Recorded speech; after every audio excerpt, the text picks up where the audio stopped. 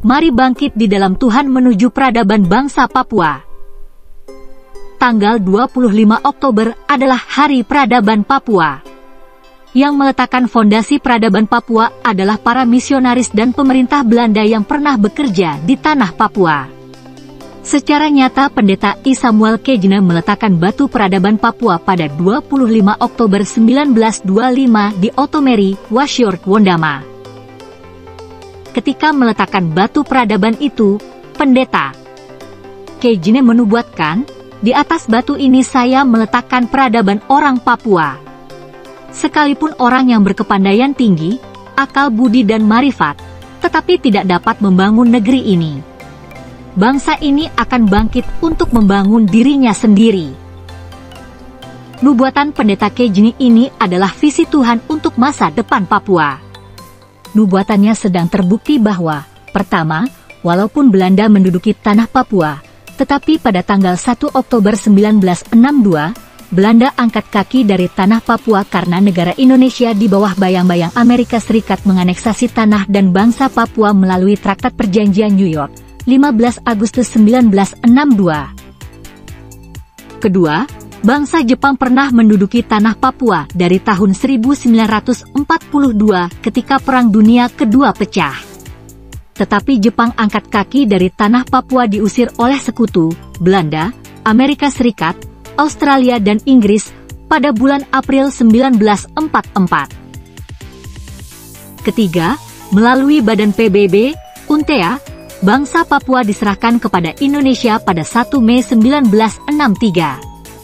Sudah genap 59 tahun negara Indonesia menduduki tanah Papua. Sudah terbukti negara Indonesia tidak mampu membangun peradaban orang Papua. Pembangunan yang ditonjolkan oleh negara Indonesia di tanah Papua adalah pembangunan pemusnahan etnis Papua dan penguasaan serta penghancuran tanah air Papua. Yang dibangun oleh RI adalah pembangunan bias pendatang.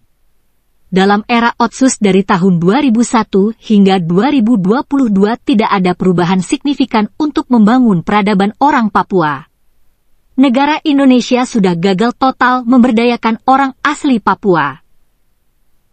Nubuatan Pendeta I. Samuel Kejne sungguh terbukti bahwa sudah 3 bangsa menduduki tanah Papua, Belanda, Jepang dan terakhir Indonesia, untuk membangun peradaban orang Papua, tetapi gagal total.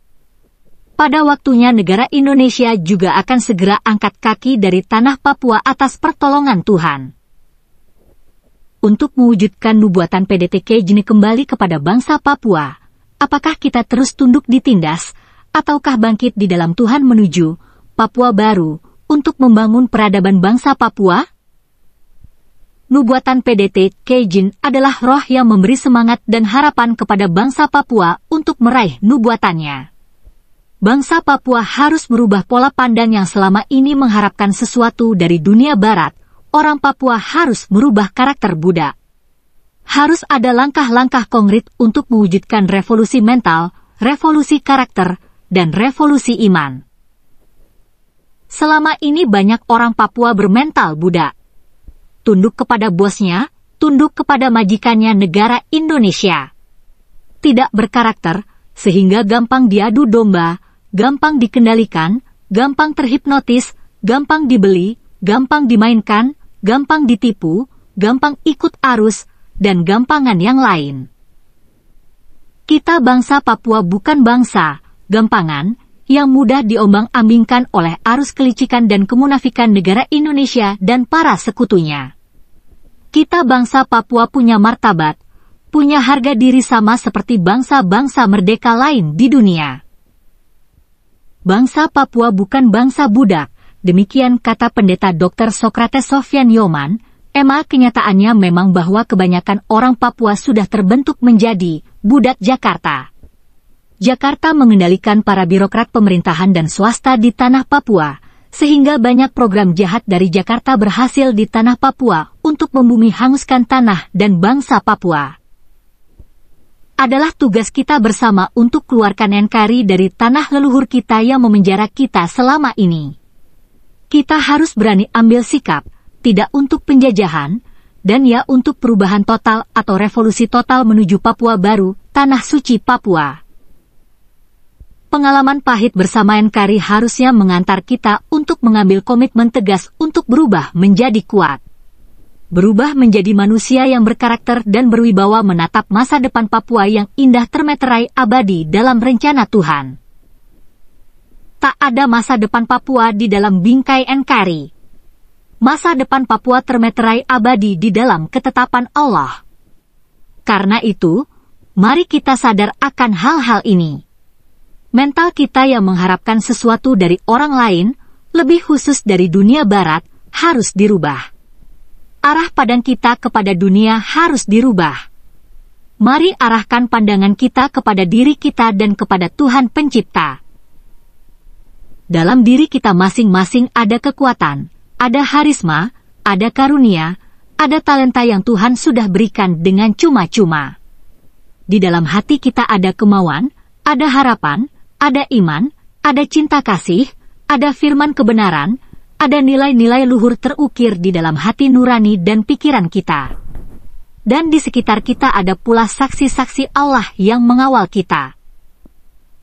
Mari kita gunakan semua kekuatan yang Tuhan berikan itu untuk kita bangkit dan bergerak dengan jalan damai, membangun gerakan ahimsa, doa puasa, pujian dan penyembahan, saling mengasihi untuk bertobat dari dosa, berdamai dengan siapapun, dan bersatu di dalam kehendak Tuhan, sambil memandang ke atas, kepada Tuhan pemilik mutlak atas manusia dan alam semesta Papua yang memberi kelepasan, kehidupan dan keselamatan.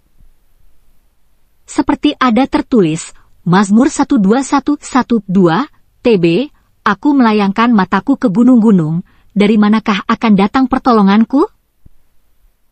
Pertolonganku ialah dari Tuhan, yang menjadikan langit dan bumi. Bagi Tuhan tak ada yang mustahil. Jika Allah di pihak kita, siapakah yang akan melawan kita?